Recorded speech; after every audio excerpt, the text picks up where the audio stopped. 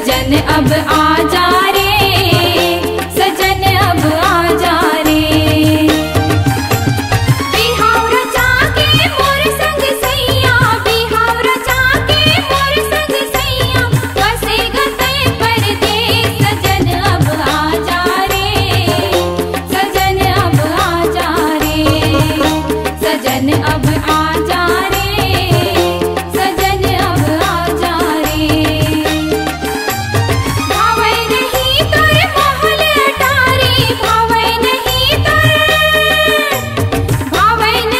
तोर महल अटारी, जिंदगी लागे कलेस। सजन अब आ जा रे, सजन अब आ जा रे, सजन अब आ जा रे, सजन अब आ जा रे, सजन अब आ जा रे, सजन अब आ जा रे, सजन अब आ जा रे, सजन अब आ जा रे।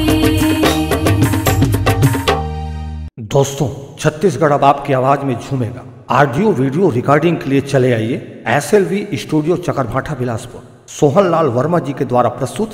Phone number 9826740060। आप संपर्क करें।